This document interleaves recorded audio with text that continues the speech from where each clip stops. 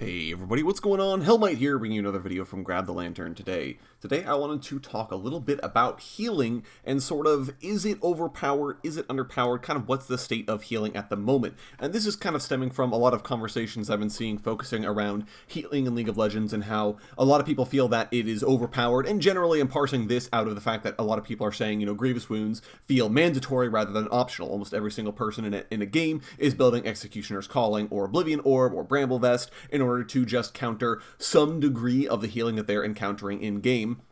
And a lot of times players are even saying, the only, in every matchup I play is my favorite champion, people are building Grievous Wounds against them, and that 100% counters me. And so what I wanted to kind of talk about is more or less where healing is at and why I don't actually feel like Grievous Wounds are as mandatory as people are making them out to be.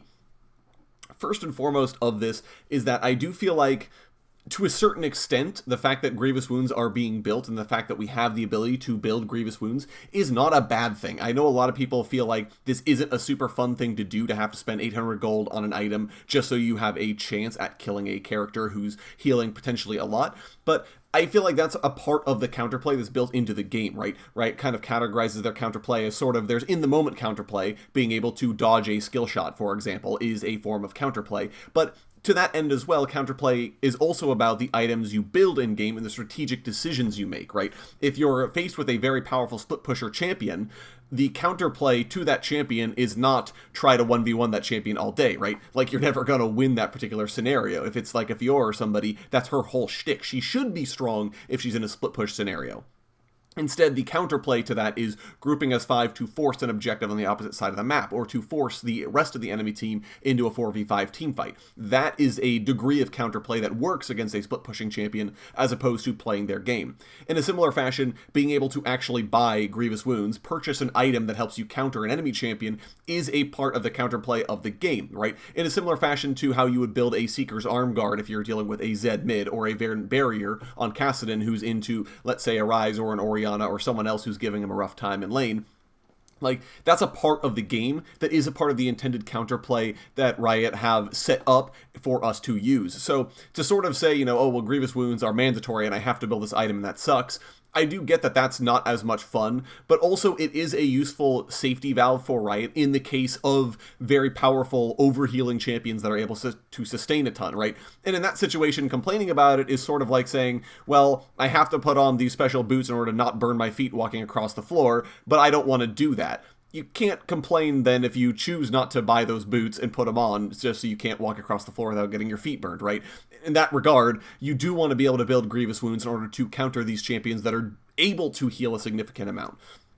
Now, what I would say is this mostly goes for champions that have healing as a core part of their identity, and I feel like in that regard, Grievous Wounds are a useful sort of safety valve for those champions if they're either overpowered or if they're simply doing super well in any given game, right? A champion like Dr. Mundo or Vladimir, well, there isn't really a system or a sort of counterplay way to deal with their healing other than buying Grievous Wounds. So in that regard, if they are healing for too much, if you're in a situation where, wow, that Vlad is quite fed and he's very difficult for us to kill, being able to opt into Grievous Wounds allows Riot to keep Vlad strong while knowing that players can't opt into their Grievous Wounds without also then him being, sort of overpowered in a bad spot, right? So in that regard, I do feel like the presence of Grievous Wounds is mostly useful for these systemic champions who just have the ability to heal up a ton as part of their core identity.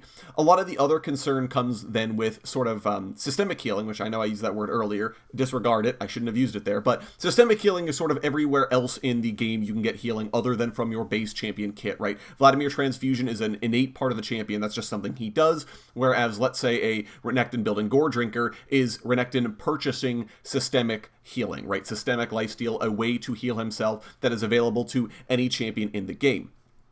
In this particular situation, I don't feel like the systemic healing in the game is that far out of whack. Even if you look at sort of the options we have for sustain in League of Legends, the amount of healing that you get outside of your core champion kit is not very much, at least in terms of runes. You really don't get a ton of healing, even in Ravenous Hunter, which is more valuable in normal play than in professional play, because Ravenous Hunter has no value at all until it's stacked in pro play. So, and because pro play is so many fewer kills, it's a lot more risky to take it, knowing that it's going to do nothing for you in lane until you can get at least one frag on the board. Whereas In a casual game, because you're able to get a lot more kills and because there's a lot more team fighting and a lot more action, you're a lot more likely to be able to stack that and start getting some degree of value from a Ravenous Hunter, right?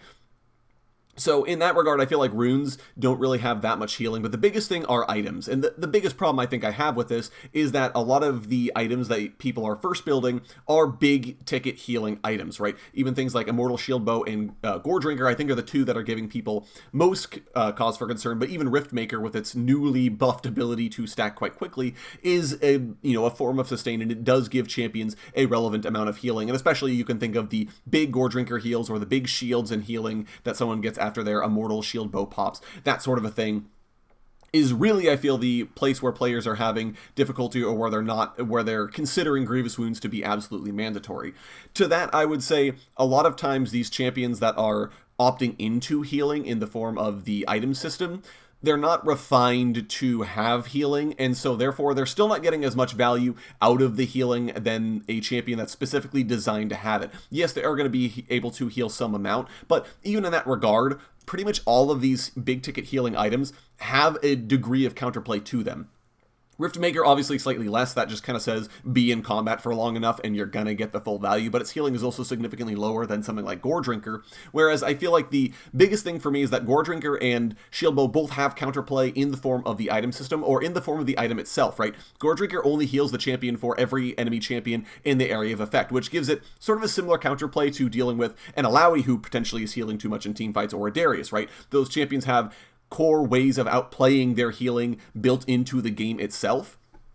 And that Darius only heals if he hits champions with the blade of his axe on his Q, and Alawi's only going to get healing for every champion she hits with her tentacles. And in that regard, the healing is sort of outplayable, right? If you are able to either step closer to the Darius in order to avoid getting hit by the Decimate, or if you're able to walk away from Alawi after she ults, a lot of the healing on those champions is going to disappear. And so, standing next to the Darius and getting hit by the blade of the Q along with two of your mates, and then getting triple killed by him, isn't really an example of we had to buy Grievous Wounds to deal with him. It might have made it easier, but if you had been able to outplay that particular facet of what Darius was doing, or outplay the Alawi by not standing right next to her while she's in the middle of her tentacle field, then you wouldn't have to have Grievous Wounds, right? And in that regard, I sort of feel like there is a decent amount of ability to outplay a lot of the healing that's in the game, or at the very least sort of deal with it in other regards than just straight up buying Executioner's Calling or an Oblivion Orb, right? You have these ways of dealing with a champion's ability to heal in ways that don't require you to buy an item. Obviously, there are some champions that do have it as an innate part of their kit, but that's where buying the Grievous Wounds actually does come into play. And even in that regard, there are sometimes ways of dealing with it, right? A Soraka, for example, is not going to be able to infinitely sustain herself or her partner in lane unless she's constantly able to land star calls. Dodge the star calls, Soraka can't heal anybody. Aatrox is going to get more healing off of the landing the sweet spot Qs, right? If you're able to dodge these sweet spots, he's not going to heal for as much, doubly so because he won't be resetting the cooldown in Deathbringer stance to proc that more and get even more healing off of that, right? There's sort of these built-in ways of dealing with it. And in terms of the Shield Bow, obviously it's granting the lowest amount of AD in terms of the Marksman mythic items that are in the game, and because lifesteal is based off of your AD, you do sort of have that ability to say, okay, you're not healing that much until you have a second item. And in terms of the shield, well, the pros have sort of shown us the way in that regard with the newly buffed Serpent's Fang, which admittedly is not just a windmill slam item into any build. There are very specific champions that want the combination of stats that it grants, but in a desperate situation, you absolutely can and should opt into a Serpent's Fang to deal with these champions, especially if the enemy team has multiple shield bows that you need help bursting through. Well, building a Serpent's Fang and getting that shield reduction is very quickly going to make that item feel a lot less overbearing to play against. Alternatively, opting into a more poke-focused strategy to get the champion low enough that the shield bow procs in advance then means that you can aggress on them now that they know that their lifeline is sort of offline for the remainder of the team fight. So in that regard, there is the ability to counterplay it in that regard. The final thing I would say here as well is that you do have the ability to upgrade your item all the way into into its completed form, which I know is not as much fun, but upgrading the item gives it 60% Grievous Wounds versus 40%. This goes for pretty much any champion class that has access to the Grievous Wounds. So this goes for Thornmail, this goes for Putrefier, this goes for Morellonomicon, right? You always have the ability to complete that item. So while I know a lot of people like sitting on their Executioner's Calling or Oblivion Orb all game, you do want to consider how much value that you're going to actually get out of something like building the full item. Even though you may not feel very good about building a Kempunk Chainsword, right? Who builds that? But it is going to be extremely useful in the sense that it's going to give you a 60% healing cut, which doesn't feel like a lot, I know, because if you kind of look at the base item, that's only going to be healing for, or cutting healing by 40% versus 60%. But if you consider an Aatrox is healing for, let's say, 200 damage every Q sweet spot, 40% healing cut is going to reduce him down to 120 healing, right? Which is a pretty decent bump. A 60% is cutting him all the way down to 80 healing per Q hit, which that's a huge drop in the terms of how much effective health Aatrox is getting back in the game. So in that regard, it's sort of, you know, it doesn't feel very good to have to build these items. I will fully acknowledge this, but also if it is a valuable thing to buy, right? If you have to deal with these extreme healing champions and the question is, you know, buy this item that I don't think is very fun or lose to that champion, well, I think the solution should be pretty obvious as to what you want to do. So anyways, I hope this video helps you guys sort of think about healing in League of Legends and sort of think about the decisions you can kind of make in regards to both how you want to build and both how you can kind of deal with healing in your game that may not involve actually buying Grievous Wounds, and sort of open up the concept of, I don't think healing is actually that overpowered, not after the most recent nerfs that Riot made to a lot of the healing in the game. So anyways, let me know what you think of all this down in the comment section below, though. If you still think healing is like tremendously broken, you know, let me know all that down in the comments. I would love to hear your guys' thoughts. If you enjoyed today's video, go ahead and leave a like, and if you really enjoyed today's video, consider subscribing. I upload a video every Monday, Friday, and on patch days as well. Once again, thank you guys so very much for watching. I do appreciate it, and I'll talk to you all later.